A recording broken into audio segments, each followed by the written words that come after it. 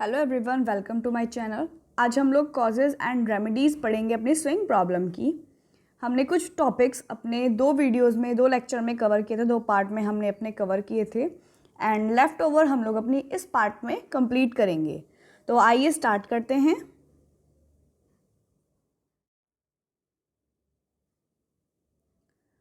तो सबसे पहले आता है हमारा अनबैलेंस स्टिच।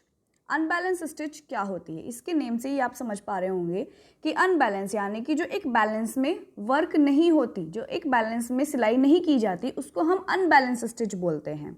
तो अब इसके कॉजेज़ और रेमेडीज़ क्या होंगे, यानी कि इसके ये किस कारण से होती है और इसका हम उपचार कैसे करें। तो इसमें फर्स्ट जो कारण है वो आता है incorrect tension of swing thread, यानी कि जो स्विंग थ्रेड है वो इनकरेक्ट डला होता है, यानी कि जो गलत तरीके से हम उसमें थ्रेड को यूज़ कर रहे होते हैं।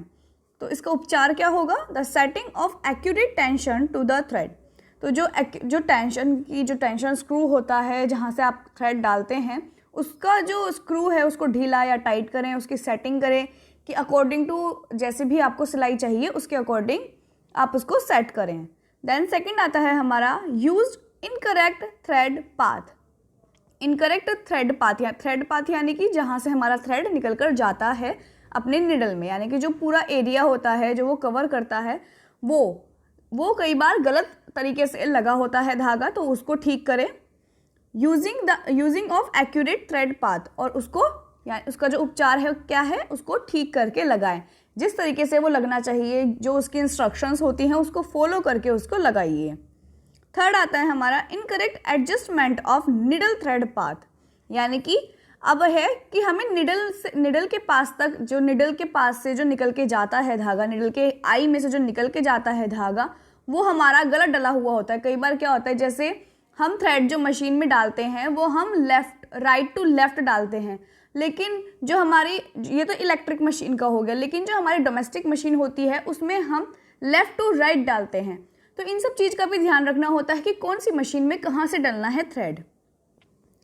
तो इसका उपचार क्या है, using of right thread path. तो जो भी आप करें तो उसको सही तरीके से करें, उसका जो थ्रेड है, थ्रेड लगाने का जो तरीका है वो ठीक से लगाएं, क्योंकि ये भी बड़ी प्रॉब्लम होती है। इसकी वजह से भी हमारी जो स्टिच है, जो हमारी सिलाई है वो गलत आती है और सही से नहीं आती, छोटी बड़ी सिलाई आने लगेगी। Snagging of the needle with bobbin case and positioning finger. तो जो निडल होती है, कई बार क्या होता है कि वो हमारी ख़राब हो जाती है, फंस जाती है। बॉबिन केस में क्या होता है, जब निडल नीचे जाती है, नॉर्मल सी चीज़ है, जब नीचे जाएगी तभी थ्रेड लूप बना के उठा के लाएगी। तो जब नीचे जाती है तो कई बार बॉबिन केस में निडल फंस जाती है, तो जिसकी वजह से हमें बड़ी परेशानी होती है, ना तो निडल ऊपर आती है और फिर ना ही निडल नीचे जाती है। तो उस टाइम पे हमें उसका क्या सोल्यूशन है, क्या उपचार है, हमें क्या करना चाहिए। Bobbin case to be smooth and finger positioning to be set again. तो नॉर्मल आराम से जो उसकी फिंगर है बॉबिन की, उसको पहले तो निकालना चाहिए और फिर उसके बाद दोबारा रीसेट करना चाहिए, उसको दोबारा से लगाना चाहिए ताकि आराम से हो सके। और ये भी ध्यान रखें कि निडल उसमें पहले से ना फंसी हुई हो। पहले कोशिश करें कि निडल किसी तरीके से बाहर निकल जाए, उसके बाद ही जो उसका बॉबिन है उसको निकालने की कोशिश करें। फिर उसके बाद उसको दोबारा ट्राई करें और देखें कि वहाँ के जो पार्ट्स हैं, जो और अलग पार्ट्स जो अटैच हुए हुए होते हैं, उसमें तो कोई परेशानी नहीं हो रही, और तब दोबारा उसको सेट करें ताकि इजीली वो लग जाए। और बहुत ही सॉफ्ट हाथों से लगाना है, ये नहीं कि उसके साथ अपनी पूरी एनर्जी यूज़ की जा रही है। देन फिफ्थ आता है हमारा if sewing threads are not lubricated. अगर जो हमारे स्विंग थ्रेड्स हैं वो अगर लुब्रिकेटेड नहीं हैं तो हमें क्या करना चाहिए, better quality thread must be used here. तो हमें अच्छी क्वालिटी का थ्रेड यूज़ करना चाहिए। देन नेक्स्ट आती है हमारी स्टैगर्ड स्टिच, जो हमें परेशानी होती है, यानी कि जो हमारी जब हम सिलाई करते हैं तो डगमगाती हुई सिलाई आती है, हिलती हुई सिलाई आती है, जिगजैग वे में थोड़ा सा कह सकते हैं हम, तो बेकार सी सिलाई आती है। तो उससे कैसे, उसमें क्या क्या और प्रॉब्लम आ सकती है और उससे हम कैसे उपचार कर सकते हैं, किस वजह से वो आती है, वो पढ़ेंगे हम। तो फर्स्ट कॉज आता है हमारा ड्यू टू नीडल डिफ्लेक्शन, जो निडल है उसके डिफ्लेक्शन की वजह से ये प्रॉब्लम होती है। तो हम क्या कर सकते हैं, needle size should be increased. आप अपना जो निडल का साइज है उसको बढ़ा सकते हैं और जो देखें कि आपके फैब्रिक के ऊपर कौन से निडल का साइज चाहिए है, उसके अकॉर्डिंग ही अपने निडल को चेंज करें और लगाएं। देन सेकंड आता है due to wrong needle point. कई बार क्या होता है, निडल का जो पॉइंट होते हैं, जो टिप होती है, वो भी मोटी या बहुत ज़्यादा बारीक होती है, अकॉर्डिंग टू फैब्रिक नहीं होती है। मैंने निडल के ऊपर अपनी एक वीडियो बनाई हुई है जिसमें मैंने बताया हुआ है कौन से फैब्रिक के साथ कौन सी निडल हमें यूज़ करनी चाहिए, किस टाइप के फैब्रिक के साथ हम क्या निडल यूज़ कर सकते हैं और किस वर्क के लिए हमारी कौन सी निडल हेल्पफुल रहेगी। तो आप वहाँ जाकर भी देख सकते हैं कि हमें कौन से फैब्रिक के साथ कौन सी निडल चाहिए होगी। तो यही चीज़ है, हमें अपने अकॉर्डिंग के अपने फैब्रिक के अकॉर्डिंग ही निडल लेनी चाहिए, उसका टिप लेना चाहिए, उसकी पॉइंट लेनी चाहिए। कई बार क्योंकि हर तरह की निडल आती है, ब्लंट निडल आती है, शार्प पॉइंटेड निडल आती है, एक मीडियम साइज़ की निडल आती है। तो कौन से फैब्रिक के लिए हमें कौन से निडल की ज़रूरत पड़ेगी, उस चीज़ का ध्यान आपको ही रखना होगा। तो the needle should be changed. अगर इस तरह की कोई प्रॉब्लम आती है कि आपके निडल में कोई प्रॉब्लम आ रही है तो आप निडल को अपनी चेंज कर दें। थर्ड आता है incorrect adjustment of needle and thread size. कई बार क्या होता है, हम निडल का थ्रेड साइज जो है उसको चेंज करके रखते हैं, वो गलत सेट किया हुआ होता है, तो उस पर भी ध्यान दें। Needle size and thread size should be changed. अपने निडल का जो साइज होता है और जो थ्रेड का साइज होता है उसको चेंज कर दे। दोनों ही सेलेक्टर एक साथ होते हैं। जो हमारी डोमेस्टिक मशीन होती है उसमें सिर्फ स्टिच रेगुलेटर होता है, यानी कि जिसमें हम अपनी स्टिच को सिलेक्ट कर सकते हैं।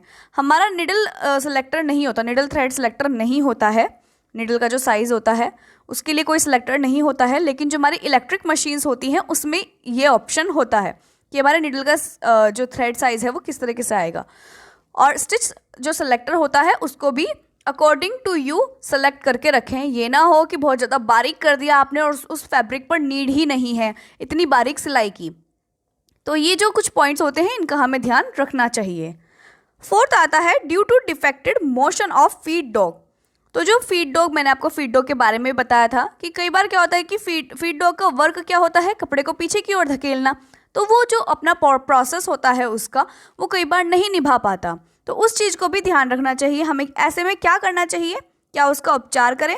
Feed dog motion should be adjusted. आप उसको एडजस्ट कर सकते हैं। अगर आपका फीड डॉग खराब हो गया है तो उसको निकाल कर देखें कि किस तरह से क्या प्रॉब्लम क्या आ रही है आपकी मशीन में एग्जैक्ट।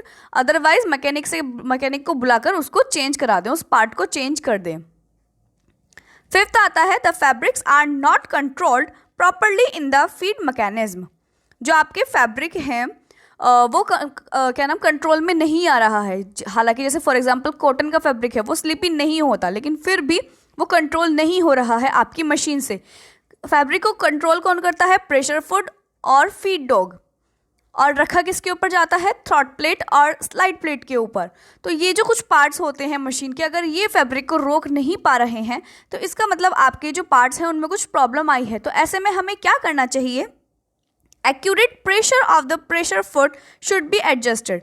तो हमें अपने प्रेशर फुट को थोड़ा सा, जो उसका स्क्रू होता है उसको टाइट करना चाहिए, उसके जो प्रेशर क्लैंप है उसको देखना चाहिए, और प्रेशर फुट का ये देखना चाहिए कि वो लूज़ तो नहीं हो रहा ज़्यादा, या जो उसकी जो क्लैंप है जिसमें वो हैंडल में लगा रहता है, जिसकी सपोर्ट में वो रहता है प्रेशर फुट, वो तो कहीं प्रॉब्लम नहीं हो रही उसमें। तो ये सारी चीज़ आपको देखनी चाहिए, क्योंकि प्रेशर फुट ही होता है और फीड डॉग नीचे से फीड डॉग होता है जो उसको रोक के रखता है मशीन पर।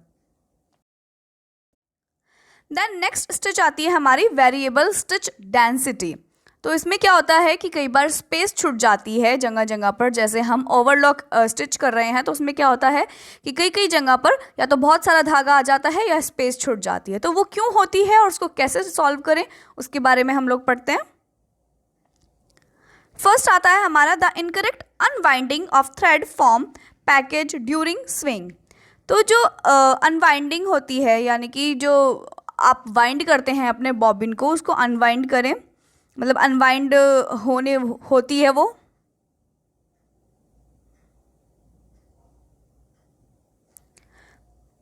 जब हम लोग सिलाई कर रहे होते हैं तो क्या होता है कि बॉबिन केस में, मैं जैसे कि मैंने आपको पहले भी बताया था कि बॉबिन केस में हम लोग इवनली धागा नहीं स्प्रेड करते, उसमें इवनली धागा हम रैप नहीं करते, वाउंड नहीं करते, तो इसकी वजह से बहुत सारी प्रॉब्लम्स आती हैं। तो उसमें से एक प्रॉब्लम ये भी है, या जो हमारी रील है उसमें धागा ठीक से नहीं लिपटा हुआ है, आपने हाथ से लपेट रखा है अपने धागे में, क्योंकि जो मार्केट से आता है उसमें इतनी प्रॉब्लम नहीं होती, लेकिन जब आप एक रील से दूसरे रील में अपना धागा चढ़ाते हैं तो कई बार तब प्रॉब्लम आ जाती है। तो इन सब चीज़ का ध्यान रखें। अब इसका सॉल्यूशन क्या है? The position of the thread guide should be 2.5 times higher than the position of the thread package. जो हमारा थ्रेड गाइड है उसकी क्या पोजिशन होनी चाहिए? Should be 2.5 times higher than the position of the thread package. तो वो 2.5 times higher होना चाहिए जो हमारा थ्रेड पैकेज है, यानी कि जो हमारी रील है उससे 2.5 टाइम्स हायर होना चाहिए अकॉर्डिंग टू मशीन, ताकि जो हमारा जो ये स्टिच है जो बेकार आ रही है वो करेक्ट हो जाए। Twisting of needle thread in the bottom of the thread package. क्या होता है कि जो हमारी निडल होती है, जो निडल थ्रेड होता है वो ट्विस्ट करने लगता है जो हमारा थ्रेड पैकेज है, थ्रेड पैकेज यानी कि जो हमारी रील होती है उसमें से। तो इसका क्या सॉल्यूशन है? A form pad should use at the bottom of the thread package.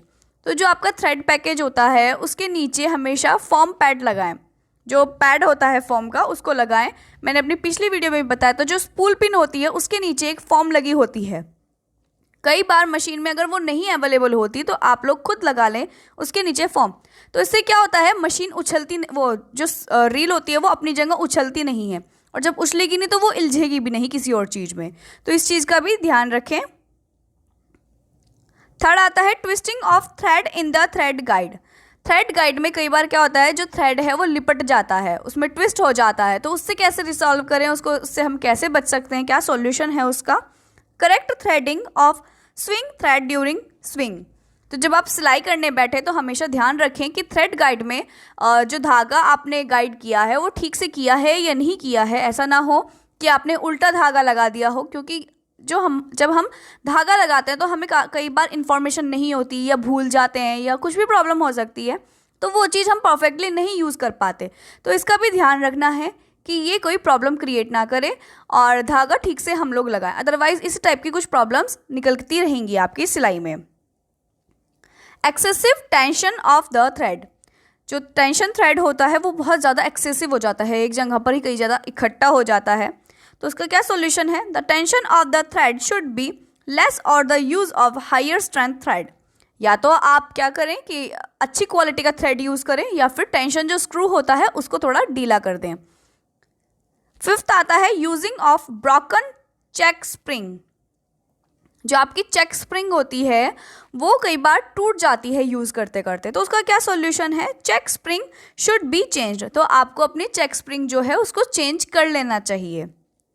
फ्रेइंग of thread in the needle. Needle में कई बार थ्रेड फंस जाता है, तो क्या करना चाहिए? Finer thread should be used और to be used heavy needle. आपको अपना पतला, या तो निडल के ऊपर डिपेंड करता है और फैब्रिक के ऊपर भी डिपेंड करता है कि आप कौन सा थ्रेड यूज़ कर रहे हैं और कौन सा फैब्रिक यूज़ कर रहे हैं। ऐसा ना हो कि मोटे फैब्रिक पे आप पतला धागा यूज़ कर रहे हैं और पतले फैब्रिक पे मोटा धागा यूज़ कर रहे हैं। तो इन सब चीज़ का ध्यान रखते हुए आपको अपनी काम करना है, और फिर आप बच सकते हैं कि आपका जो थ्रेड है वो निडल में नहीं फंसेगा।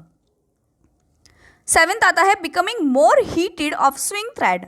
कई बार क्या होता है, जो धागा होता है वो रगड़ने की वजह से, जो सिलाई में रगड़ता रहता है, तो वो बहुत ज़्यादा गर्म हो जाता है और टूट जाता है। तो उससे हम कैसे बचें?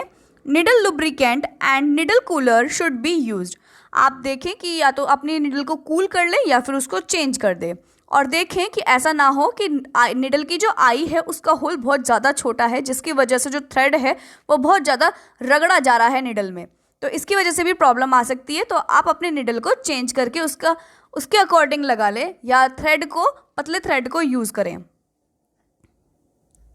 8 आता है becoming more heated of the hook. आपका जो हुक होता है वो बहुत ज़्यादा ओवर हीट हो जाता है, तो उससे कैसे बचें? Lubricant should be available and test the distance between needle and hook. तो जो लुब्रिकेंट है उसको चेक करें, उसका डिस्टेंस चेक करें, हुक का और निडल के बीच का डिस्टेंस चेक करें कि वो ज़्यादा एक साथ ना मिले हुए हों, ज़्यादा डिस्टेंस में भी ना हो। ये चीज़ चेक करके रखें, कई बार क्या होता है कि मशीन खराब होने की वजह से ये डिस्टेंस भी आ जाते हैं, तो ये सब चीज़ भी ध्यान रखें। Using low quality swing thread, जो थ्रेड है उसका बहुत ही लो क्वालिटी का थ्रेड कई बार यूज़ किया जाता है, तो वो किस वजह से होता है? The swing thread should B change. तो आप अपनी जो थ्रेड का जो अपनी मशीन का जो थ्रेड है उसको चेंज कर लें, अदरवाइज इस टाइप की प्रॉब्लम्स आपको फेस करते रहना पड़ेगा। और आपने देखा होगा, आपने नोटिस किया होगा, जितनी भी मैंने आपको ये कॉजेज़ बताए हैं, जो फॉल्ट्स बताए हैं, इनमें हर एक में ये देखा होगा आपने कि निडल गर्म हो जाती है कई बार। तो निडल का अकॉर्डिंग टू थ्रेड डायमीटर ही यूज़ करें, या थ्रेड जो है वो अकॉर्डिंग टू निडल के आई के अकॉर्डिंग ही यूज़ करें, ज़्यादा मोटा ना यूज़ करें ताकि वो उसमें फंसे और गर्म हो जाए। सेकंड, आपने देखा होगा कि जो थ्रेड है आप लो क्वालिटी का अगर यूज़ करते हैं तब भी प्रॉब्लम आती है, थ्रेड बार बार बीच में टूट जाता है। तो वो भी ना करें कि लो क्वालिटी का आप थ्रेड यूज़ कर रहे हैं। तो आइए अब हम पढ़ते हैं सीम पकरिंग। सीम पकरिंग क्या होती है? इसमें क्या होता है, थ्रेड जो है अपन गैदर देने लगता है, यानी कि टाइट धागा होने लगता है, जिसकी वजह से अपने आप ही फैब्रिक में गैदर आने लगता है, झोल से आने लगते हैं। तो हम कैसे, ये किस वजह से आते हैं और इससे कैसे बच सकते हैं? हायर थ्रेड टेंशन, अपना हाई क्वालिटी का थ्रेड, हायर थ्रेड टेंशन यानी कि जो आपका जो थ्रेड है उसमें क्या होता है कि बहुत ज़्यादा टाइट हो जाता है, वो उसमें टेंशन यानी कि उसमें बहुत ज़्यादा प्रेशर पड़ जाता है। तो वो क्यों होता है और उससे कैसे बच सकते हैं? Bobbin tension should be kept as low as possible. तो जो बॉबिन टेंशन है उसको अपना थोड़ा लूज करके रखें, यानी कि थोड़ा लो नंबर पर रखें। ये ना करें कि बिल्कुल हाई टाइट करके रखा हुआ है, क्योंकि जितना टेंशन स्टड को आप टाइट करके रखेंगे थ्रेड आपका उतना ही टाइट हो जाएगा। तो ये भी ध्यान रखें, ये ना करें कि बहुत ज़्यादा टाइट कर दिया आपने टेंशन स्टड को। सेकेंड आता है इम्प्रॉपर थ्रेड बैलेंस। जो थ्रेड होता है वो एक बैलेंस वे में होता है। कई बार लोकल क्वालिटी थ्रेड की वजह से इम्बैलेंस थ्रेड हो जाता है, या हम जो गाइड है, थ्रेड गाइड जो है उसको ढंग से यूज़ नहीं कर पाते, मतलब अपनी जो थ्रेड की गाइडिंग है उसको किस तरीके से लगाना है वो चीज़ नहीं करते हैं ढंग से, तो इस वजह से भी प्रॉब्लम आती है। तो क्या इसका सॉल्यूशन है? Proper thread balance should be ensured between the top and bottom thread. तो ये भी ध्यान रखें कि ढंग से लगा हुआ हो और कि एक बैलेंस में लगा हुआ हो। ये ना हो कि आपने अनबैलेंस करके लगाया हुआ है, यानी कि जो हमारा, ये ना करें कि ऊपर का थ्रेड मोटा है नीचे का थ्रेड पतला है, या नीचे का थ्रेड मोटा है उसका जो डायमीटर होता है थ्रेड का, और ऊपर के थ्रेड का पतला है। तो ये चीज़ भी ध्यान रखें। तो ये बैलेंस और अनबैलेंस में आती हैं। थर्ड आता है इनकरेक्ट थ्रेड टाइप। जो थ्रेड है वो गलत तरीके का यूज़ किया हुआ है तब भी होता है, जैसे कि मैंने आपको एक वीडियो में बताया भी था कि डिफरेंट कलर का, कंट्रास्ट कलर में थ्रेड ना यूज़ करें। नीचे और कोई कलर का यूज़ किया हुआ है, ऊपर कोई और कलर का यूज़ किया है। अगर आप फिर भी यूज़ करते हैं डिफरेंट कलर का, तो ये ध्यान रखें कि सेम कंपनी का तो होना ही होना चाहिए। Have to maintain tension guides properly. तो आप इसके लिए कैसे कर सकते हैं कि अपनी टेंशन गाइड जो है उसको प्रॉपरली मेंटेन करके रखें। ये ना हो कि उसमें कुछ प्रॉब्लम आ रही है, वो मूव गलत कर रही है, तो ये भी ध्यान रखें। कई बार क्या होता है कि धागा उसमें अंदर ही फंस जाता है, तो वो ढंग से मूव नहीं कर पाती, ऊपर बाहर निकल कर नहीं आती, राइट। तो इन चीज़ का ध्यान रखें। तो आपके जो कॉजेज़ हैं और रेमेडीज़ हैं वो यहीं पर ख़त्म होते हैं। तो हमने बहुत सारी कॉजेज़ और रेमेडीज़ के बारे में पढ़ा। तो आई होप कि आपको ये अच्छे से समझ आ गए होंगे कि किस तरीके से हम इनसे बच सकते हैं और ये क्यों आती हैं। सबसे पहली चीज़ हमें क्या ध्यान में रखनी होती है कि हमारा थ्रेड सही होना चाहिए, अच्छी क्वालिटी का थ्रेड होना चाहिए। लोकल क्वालिटी का थ्रेड कभी यूज़ नहीं करना चाहिए, क्योंकि अगर वो सिलाई करते टाइम नहीं टूट रहा तो वो पहनते टाइम तो ज़रूर ही टूट जाएगा। सेकंड, हमारी निडल अच्छी होनी चाहिए, ब्लंट नहीं होनी चाहिए, शार्प पॉइंटेड होनी चाहिए, अकॉर्डिंग टू फैब्रिक होनी चाहिए। कंट्रास्ट कलर, मतलब डिफरेंट क्वालिटी का कलर ना यूज़ करें, बैलेंस थ्रेड यूज़ करें, अनबैलेंस थ्रेड ना यूज़ करें। और tension stud according to machine रखें, अकॉर्डिंग टू ये रखें कि आपका ना तो ज़्यादा टाइट हो जाए थ्रेड और ना ही बहुत ज़्यादा लूज़ रहे। तो ये भी ध्यान रखना है। थ्रेड जो है निडल में सही तरीके से लगाएं, जिस मशीन में जैसे थ्रेड लगाने की ज़रूरत होती है उसी तरीके से निडल में थ्रेड लगाएं। बॉबिन का ध्यान रखें, गलत बॉबिन ना लगाएं, किसी और मशीन का पार्ट किसी और मशीन में ना लगाएं, इससे भी बड़ी बड़ी प्रॉब्लम्स क्रिएट हो जाती हैं। अपनी जो बॉबिन है उसको ढंग से लगाएं, ये ना हो कि वो अंदर ही अंदर फ्री हो गई है। तो ये चीज़ भी ध्यान रखें, जिस पार्ट में आपके जंग आ गया है उस पार्ट को चेंज कर दें या उसको क्लीन कर लें। अगर क्लीन करने के बाद भी नहीं ठीक हो रहा तो उसको चेंज करा दें, तो ये कुछ टिप्स हैं, कोई पॉइंट्स हैं जो आपको सिक्योर करके रखेगा इस टाइप की प्रॉब्लम्स से। तो आई होप कि आपको बहुत अच्छे से समझ आ गई होंगी। तो आई होप कि आप लोगों को मेरी वीडियो पसंद आई है, लेकिन फिर भी आपको कोई क्वेरी है, कोई क्वेश्चन है जो आप मुझसे पूछना चाहते हैं, तो मेरी वीडियो के नीचे कमेंट सेक्शन ओपन रहता है, आप वहाँ पर जाके मुझे कमेंट करके भी पूछ सकते हैं। अदरवाइज नीचे एक डिस्क्रिप्शन बॉक्स होता है जिसमें जाके आप देखेंगे कि वहाँ पर मेरी इंस्टा आईडी का लिंक मैंने शेयर किया हुआ है। अदरवाइज़ मैं वीडियो में भी साथ के साथ शेयर करती हूँ अपनी आईडी का नेम, जिस नेम से मेरी आईडी होती है। आप वहाँ से भी नेम लेके आप एंटर करेंगे तब भी मेरी आईडी खुल जाएगी। अदरवाइज़ नीचे लिंक तो होता ही है, उस पर एकदम क्लिक करेंगे तो आईडी मेरी खुल जाएगी। आप वहाँ पर जाकर मुझसे कोई भी क्वेश्चन या किसी भी तरह की आपको क्वेरी है वीडियो से रिलेटेड या उस कंटेंट से रिलेटेड, आप मुझसे ईजिली पूछ सकते हैं। तो आई होप कि आपको वीडियो अच्छी लगे और समझ में आए, और जो भी क्वेरी हो वो आप मुझसे ईजिली पूछ सकते हैं। So thank you. आप मेरी वीडियो को लाइक, शेयर और सब्सक्राइब ज़रूर करना मेरे चैनल को। Bye bye.